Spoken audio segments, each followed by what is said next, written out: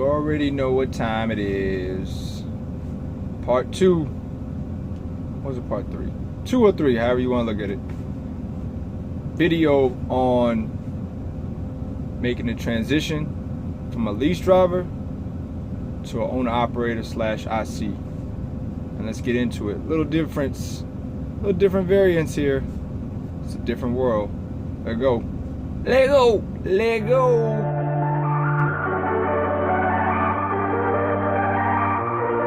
My beat low, my bass low, I ride low, she go low. My beat low, my bass low, I ride low. Oh crystal glass cup. Who is the best looking in your cup? That would be me. LSU truck. Haha. What's going on, y'all? Back with another edition of On Point Trucking Concepts with me, your boy LoShawn Parks. If y'all don't know, man, I was in a truck show this weekend on Saturday. Prime's Pride and Polish company picnic. And they do a little truck show out there in Springfield for the Prime drivers, and took first place, man, in my category, man. So. They had 3 different categories. They had owner-operators, best in lease, and also company trucks. So they're also doing a thing where basically like almost like a people's choice. So you guys have to vote on Facebook and go to a website, which I actually have that website out for you guys. I think Andrea said that she's going to give a new site for it tomorrow. The new one is acting up. The old one is acting up, so they're gonna put out a new one to go to tomorrow, and I need you guys to vote for your boy, man, on that one too. But yeah, man, this thing is tough, man. Had my eyes on it last year. A buddy of mine, Jerry Parks, won it last year, and I had my eyes on it for a whole year, and I vowed to take first place this year, so I did that. So it almost feels like LSU. We win the national championship. If you hold up the glass, kiss it. Yeah, so really excited about this right here, man. Shout outs to all the drivers that was involved in the Pride and Polish show yesterday too, man. A lot of great trucks out there, man. It's just a shame that everybody couldn't get a trophy, because everybody deserved one, man. For those that don't know, man, it takes a lot of work, a lot of money to make your truck look nice, man. So everybody that was out there, in my eyes, was a winner who participated, man. So all of you guys deserve a trophy. It's just unfortunate that they could only give out one, but everybody's truck out there was nice, great turnout, and you guys keep them trucks shining, man. Keep them looking good, man. And it was a good turnout, man. Enjoyed myself a lot. Met a lot of great guys out there, and yeah, man, just unfortunately only one person get a trophy, and your boy had his eyes on this trophy for a year. So I put a lot of work in to make sure that I can make it happen. So, yeah. So I'm going to show you guys also something new that they did this year that they didn't do last year's. Everybody who participated in the truck show, I'm not going to take it out of the plastic, but I'll show you. They got one of these coins, commemorative coins.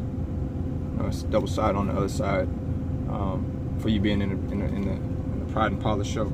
So everybody did receive something that did participate in it.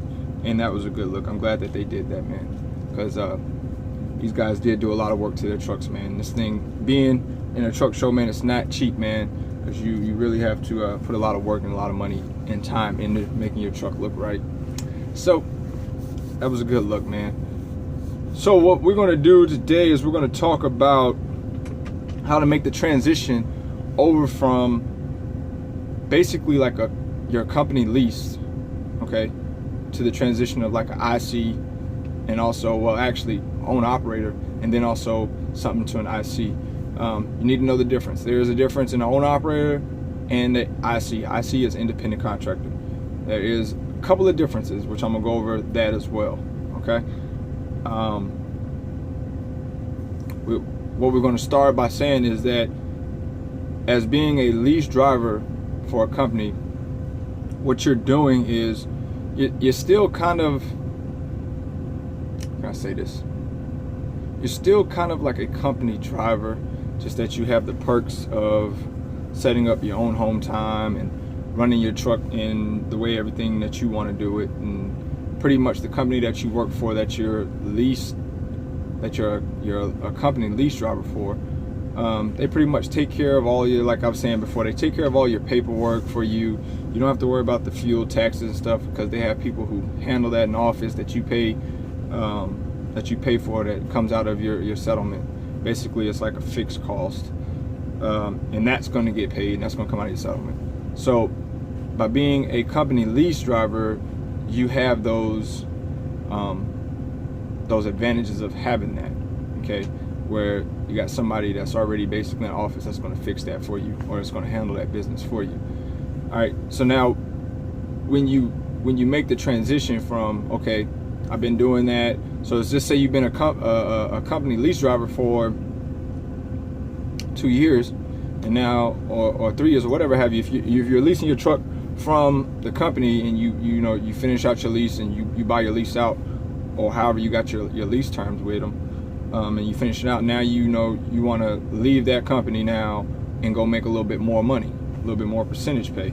So then you say, okay, well, I'm gonna go to the people like I said before, the Landstars, the Mercers, people like that.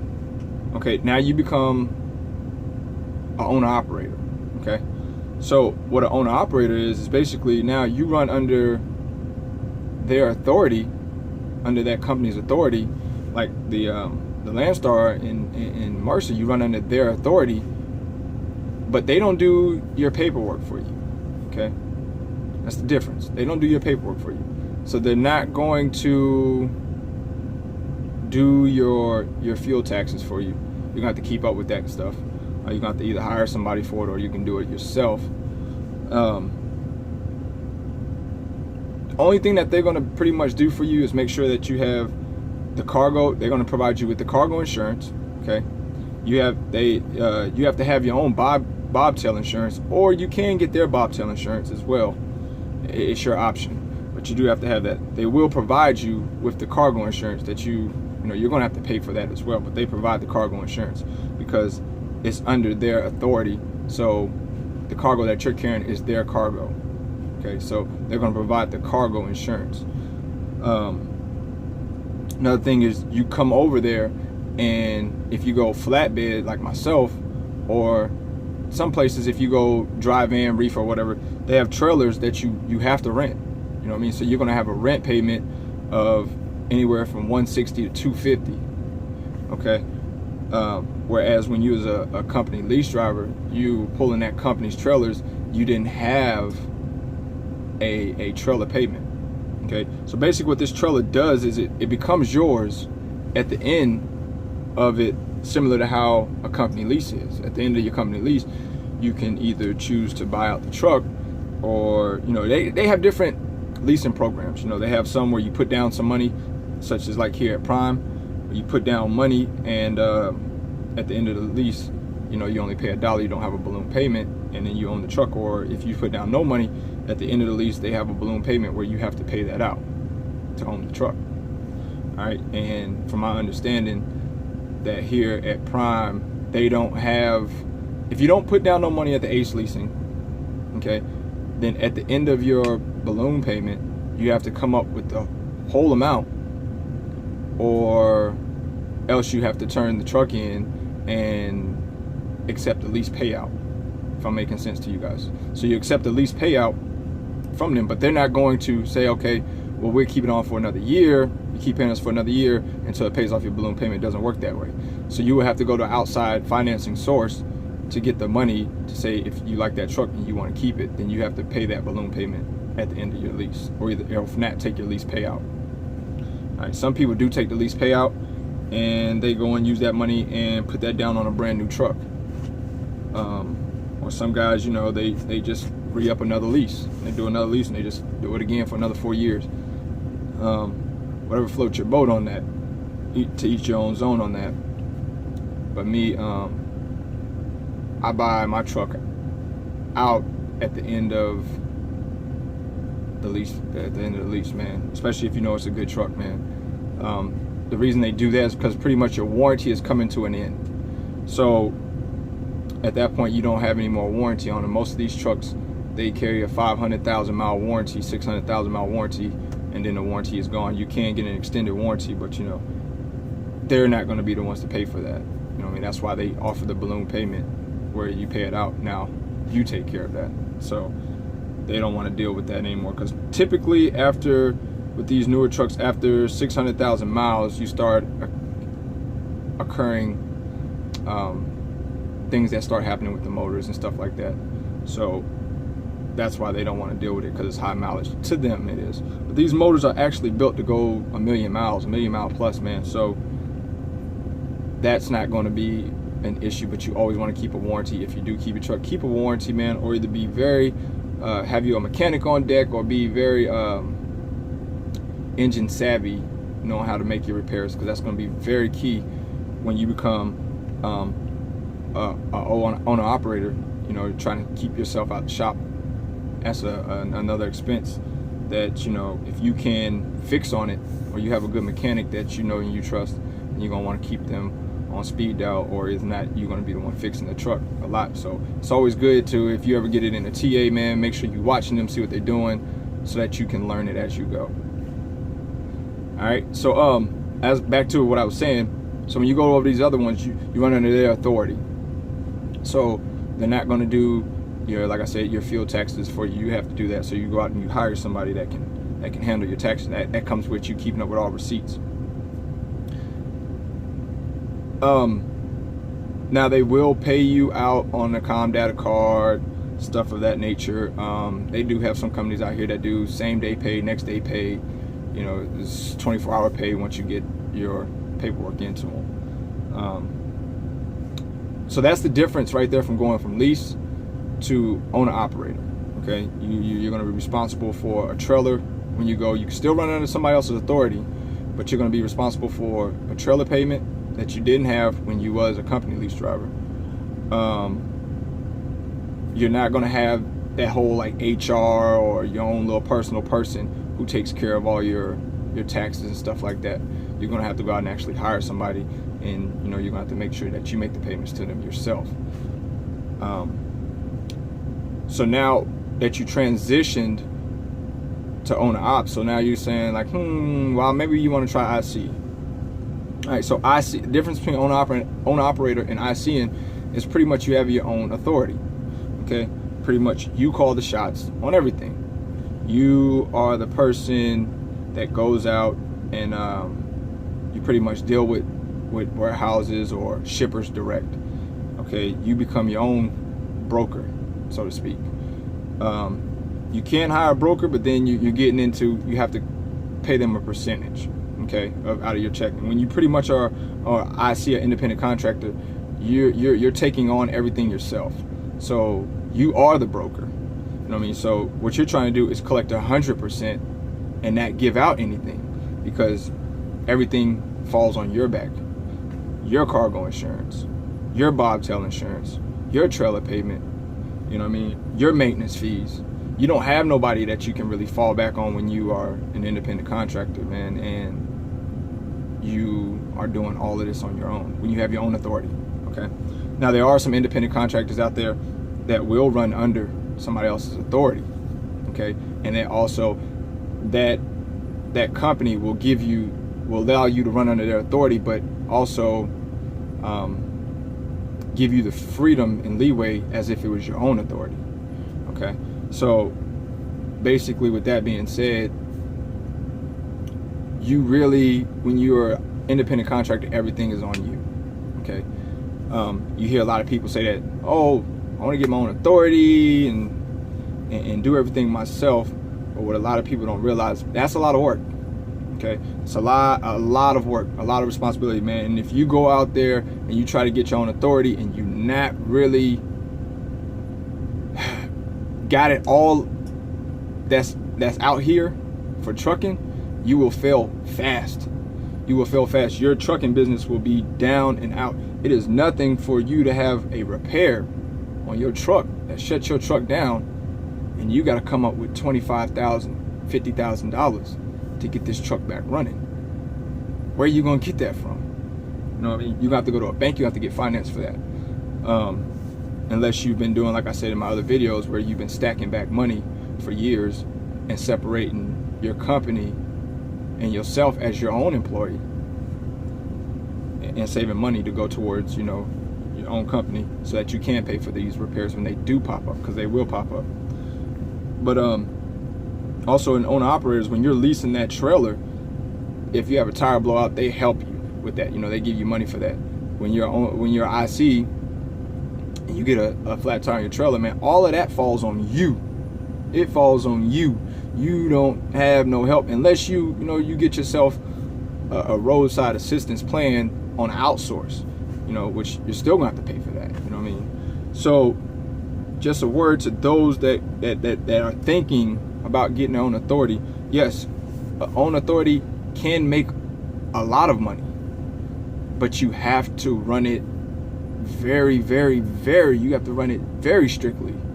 Like, very strictly. When I tell you very strictly, the moment that you start slipping and you're not putting that certain percentage back for your trucks, man, one truck will end your whole trucking career, will end your whole trucking business. So authority, having your own authority is great because you're your own boss, so to speak. You run everything. You deal with customers direct. You know, you work with them. They cut you the check. You know what I mean? And you don't have a percentage that you need to send out to a broker. Whereas as an owner op, you know, and you lease your truck on with a company, then you know you have to pay percentage. You only gonna get paid percentage. You got to pay a percentage for those brokers to broker those loads for you. So man, it's something really serious to think about, man, before you jump out there and become your own authority. I have never had my own authority, man, but I have people that's in this game that tells me about their own authority. Shout out to my man Dwayne. He has his own authority. He has a beautiful 2016 Peterbilt. I want to say, what do you got, Dwayne? 579, I want to say, or 589 or something like that. It's a beautiful truck, man. Anyway, he has his own authority. Him and a couple of his buddies, and he's enjoying it. You know what I mean? And another thing about the authority thing is that costs some money. You know what I mean? It's anywhere between $5,000 and $7,000 in that, give or take, in that ballpark. And it's not something that's just going to happen overnight. You're not just going to fill out a piece of paper and do it. Actually, it's a lot of paperwork, man. If you didn't know, it's a lot of paperwork to doing your own authority. All right. And the best way to really do it is you get attorneys involved to make sure that you're protected and covered. Or they do have a company out here. I don't know exactly the name of them. Dwayne had told me about them, but they will do it all for you. But you're going to pay extra for that paperwork and that legwork that they're going to do. So, and then like my brother Casanova 601, man, you know, he stresses in his videos that he doesn't miss his authority. He does not miss his own authority, man. It's a lot of work behind it. A lot of work, a lot of hassle, more hassle than what, you know, everybody sees out here. So when you see people that say they got their own authority, you can believe that either one, they hustle their asses off. Okay, they work hard. They make their business savvy people, man. They make their business work. You're never going to find nobody who has their own authority who's just lazy. Because if that's the case, then they don't have a trucking company. So if you ever run into somebody at a gas station, they say they got their own authority and they be chilling or whatever, man, they lying. So, because authority comes with a lot of responsibilities, a lot of headaches at times. So you got to make sure that your paperwork and that you're running your truck solely as a sole business, man, and you'll be successful in that, man. So like I said, my brother Casanova 601 had his own authority, man, and he said he doesn't miss it. And he's a very good knowledgeable guy out here. If you guys haven't checked his videos out, check him out on YouTube.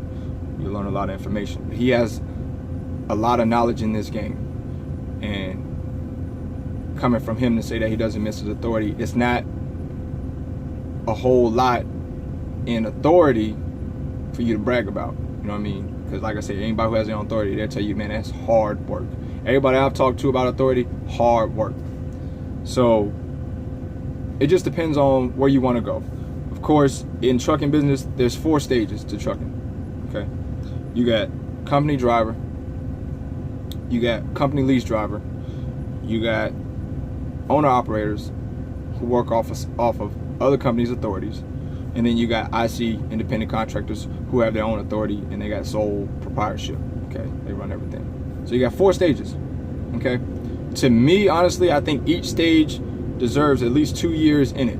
Okay, to learn the game perfectly. So with that being said, if you got 4 of them, 2, 4, 6, so you should be in the game 6 years before you even think about authority, your own authority.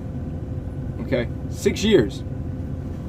Okay, company lease, owner operator, independent contractor. Okay, each of them should get about 2 years. Okay, 2 years or so, give or take with the company driver. You can do company driver probably a year. Okay, a year, good year to learn stuff. Okay, but everything else, 2 to 3 years on each one of them before you should jump to to independent contractor and have your own authority. All right, so that's something for you guys to think about. I'm not gonna give you guys the whole spiel on everything. The thing with my videos, and the best way that I can explain this to you guys at the close of my video right here. This is the close of the video, y'all. You know, it's almost over, but it's the close of the video. When you went to school, high school, college, whatever, you went to class. All right, each class, when you was in high school, you had sessions. You had maybe 8 periods, 7 periods, or whatever. Each period was what, 45 minutes long, right? 35 to 45 minutes long. Okay, so the teacher read the chapter. Okay, she read the chapter for you, and your job was to do what? Go home and do the homework. Okay, no, she's not about to give you the damn answers while you in class. She's gonna read over the chapter. Somewhere in that chapter, she is giving the answers, but at the same time, you always find yourself doing what? Going back home, open that book back up, and rereading that chapter again, right?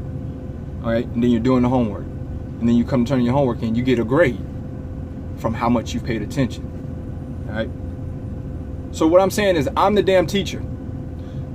So when people come at me and say, man, your videos are too long, make them short, make them like 4 or 5 minutes, let me tell you something. I'm the teacher. All right, you are in my classroom, you're in my session. So am I about to give you step by step on everything how I'm becoming successful? Hell no. I'll read you the chapter, and you gonna go and do the homework. I'm not gonna give you the keys, every key to being successful. You gotta do the homework, you gotta put in your own work. All right, it's just like school, man. If you fail your homework, then you failed the class. Okay, I will read you guys the chapter, I'll give you guys this information. I'm not going to give it to you all, because why? You need to do your homework. Okay, you watch these videos, replay these videos, do the homework. Okay, so if you're looking for me to do a quick 3 or 4 minute, 5 minute short video, 7 minute short video, and give you every answer step by step, A to Z, I'm not gonna do it. So I'm gonna tell you right now, if that's what you're looking for, you're looking at the wrong video. What I'm gonna do is I'm gonna stimulate your mind. I'm gonna open your mind up to bigger and broader thinking. I'm gonna give you some homework, because I'm reading the chapter right now, right? The videos is the chapter. Now, after the chapter is over, the video is over, you gotta do your homework, do your research. You'll find out that you'll be a successful person. I'm not gonna hand you anything. So if that's what you're looking for in my videos, is to hand me, you're not gonna get it. If you're looking for a quick 4 to 5 minute video, you're not gonna get it. Most of my videos are always gonna average every weekend between 20, 25 minutes. Maybe some a little bit more, maybe 27 minutes. But I don't make short videos. You're in class, I'm the teacher, I'm giving the session. Just like in high school, you're in class for 35 minutes. Every weekend you're gonna be in class. If you come watch my videos for anywhere between 20 and 25 minutes. And this works great for the drivers because if you're out on the road and you're going down the highway, guess what? You just put it on play, and I'm gonna take up about 25 minutes of your time going down the highway, and you getting good information, man. So while you sitting there holding that steering wheel, turn this on, listen to it, play it back a couple of times. It makes your trip go faster, you feel me? So I'm not the guy who's gonna make a 7-minute video, so I'm just gonna go ahead and let y'all know that right now. So if you're looking for the quick, fast, short videos, you on the wrong YouTube channel, okay? I make videos because you're in class, I'm giving the session, I'm the teacher, you the student. Some of you guys are not the student, some of you guys are the veterans, but you just getting a refresher course, or or finding out more information. So I'm up here giving my seminar, and you have to listen. And this is what it is. It's 25 minutes, like this video right now. We're at 25:16, but I'm closing it out right now. That's what I'm gonna say. I will be in Atlanta, Georgia this weekend, coming up, I wanna say it's the 11th, doing our ATU meet and greet. I will be giving a seminar. Me and Casanova will both be giving a seminar or a speech talking about helping out drivers with being successful. That will be at the Holiday Inn in Atlanta. Damn, I wish I had the address for you guys, but it will be in there. If you come join ATU Facebook page, man, you'll find out all the information there. JD has it all laid out. I just don't have the address. I wish I had the address. But it's the Holiday Inn that's right across the street from the Petro in Atlanta. So if you know where the Petro truck stop is at, it's the Holiday Inn right across the street or right next door to it. Okay. So myself will be on the mic giving a speech, some literature, and my brother Casanova 601 will be giving. He's actually going to be the headliner. He's going to be. I'm opening it up. He's going to be the headliner. So if you guys want some good literature, come meet us, shake hands, ask some questions, man. Join the ATU family. Be there. It's from 3 to 5 at that Holiday Inn in the conference room or in the meeting room or something like that. So, yo, with that being said, man, I'm done, man. This video is done. Class is over. And just a couple motivational things I want you guys to keep in mind, man. If you're gonna fall, don't fall backwards, fall forward. All right. My dad told me as well, man, if you can see up, you can get up. Okay? Keep that stuff in mind. If you can see up, you can get up. All right? So if you see forward and you want to do and be great, then you will be great. Okay? Don't listen to the negativity that these people have to tell you out here. And the last thing I want to say is from a friend, a motivational speaker named Eric Thomas. You guys can find him on YouTube as well. He said this right here. He says, don't ever argue with fools, because people from a distance can't tell who is who. All right? Give it to you one more time. Let it sink in. Never argue with fools, because people from a distance can't tell who is who. Y'all be safe, drivers. LoShawn Park signing out. On Point Trucking Concepts. Deuces.